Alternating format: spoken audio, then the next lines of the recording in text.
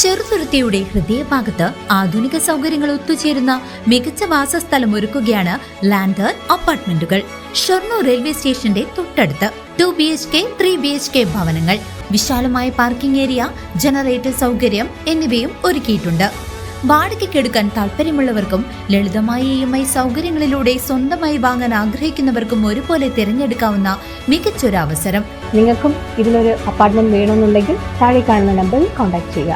8086399995 8086799992.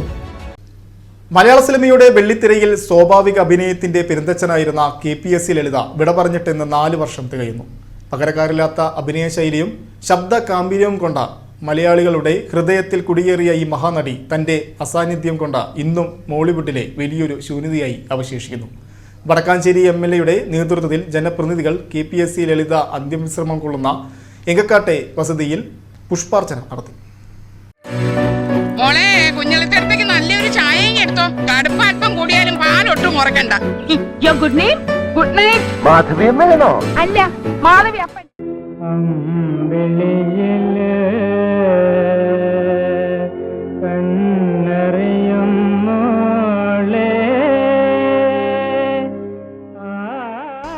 ആയിരത്തി 1947 കായംകുളം രാമപുരത്ത് മഹേശ്വരിയായി ജനിച്ച അവർ നാടകവേദികളിലെ കരുത്തുറ്റ പ്രകടനങ്ങളിലൂടെയാണ് KPSC ലളിതയായി മാറിയത്. പൊന്നരിവാൾ അമ്പിളിയിൽ കണ്ണെറിയുന്നോളെ എന്ന വിഖ്യാത ഗാനത്തിനൊപ്പം ചുവടുവെച്ച് തുടങ്ങിയ ആ കലാജീവിതം 1969 KS സേതുമാധവന്റെ ചിത്രത്തിലൂടെ സിനിമാ ലോകത്തേക്ക് വഴിമാറി. സത്യനും പ്രേം നസീറിനും ഒപ്പം തുടങ്ങിയ യാത്ര പിന്നീട് ഭാരതൻ, പത്മരാജൻ, സത്യൻ അന്തിക്കാട് തുടങ്ങിയ മലയാളത്തിലെ പ്രഗത്ഭരായ സംവിധായകരുടെയെല്ലാം വിശ്വസ്തമായ അഭിനേത്രിയായി അവരെ മാറ്റി. 1978 പ്രശസ്ത സംവിധായകൻ ഭരതനെ വിവാഹം കഴിച്ചു. അങ്ങനെ വടക്കാഞ്ചേരിയുടെ മരുമകളായി. വിവാഹശേഷം കുറച്ചുനാൾ അഭിനയ രംഗത്ത് നിന്നും വിട്ടുനിന്നെങ്കിലും ഭരതന്റെ കാറ്റത്തെ കിളിക്കൂടിലൂടെ വീണ്ടും വെള്ളിത്തിരയിലെത്തി. ലളിതയുടെ വിഖ്യാതമായ പല വേഷങ്ങളും പിന്നീട് അഭിനയിച്ചതാണ്. 1998 ഭർത്താവായ ഭരതന്റെ നിര്യാണത്തെ തുടർന്ന് വീണ്ടും സിനിമയിൽ നിന്നും കുറെ കാലം ലളിത വിട്ടുനിന്നു. ഭരതൻ മരിച്ചതിനു ശേഷം ചെന്നൈയിൽ നിന്നും വടക്കാഞ്ചേരിയിൽ ഭരതന്റെ ജന്മനാടായ എങ്കക്കാട് വീട് നിർമ്മിച്ച് താമസമാക്കുകയായിരുന്നു. ലളിത പിന്നീട് സത്യൻ അന്ത്യക്കാടിന്റെ വീണ്ടും ചില വീട്ടുകാര്യങ്ങൾ എന്ന ചിത്രത്തിലൂടെ സിനിമയിലേക്ക് തിരികെയെത്തി.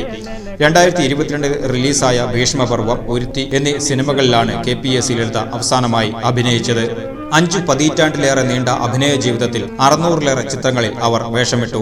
ഹാസ്യമായാലും ഗൗരവമായാലും വില്ലത്തരമായാലും ലളിതയുടെ കൈകളിൽ അവ അങ്ങേയറ്റം സ്വാഭാവികമായിരുന്നു. ശബ്ദം കൊണ്ട് മാത്രം ഒരു കഥാപാത്രത്തെ അനശ്വരമാക്കാമെന്ന് മതിലുകൾ എന്ന ചിത്രത്തിലൂടെ അവർ തെളിയിച്ചു. മികച്ച സഹനടിക്കുള്ള ദേശീയ പുരസ്കാരം 2 തവണയും സംസ്ഥാന പുരസ്കാരം 4 തവണയും അവരെ തേടിയെത്തി. രൂപത്തേക്കാൾ ശബ്ദം കൊണ്ടും ഭാവം കൊണ്ടും മലയാളിയുടെ സ്വീകരണ മുറികളെ ഒരംഗമായി മാറിയ ലളിത മലയാള സിനിമയുള്ള കാലത്തോളം ഓർമ്മകളിൽ മരണമില്ലാതെ ജീവിക്കും. നാരായണിയുടെ അടയാളം ഈ ഭൂഗോളത്തിൽ എങ്ങുണ്ട്.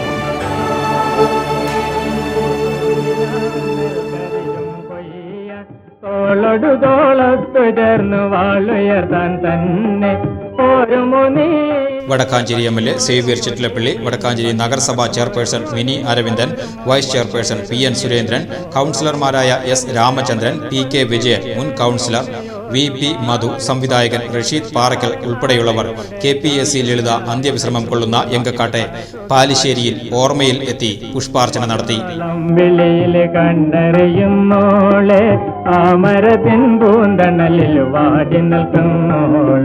വാടി നിൽക്കുന്നോളെ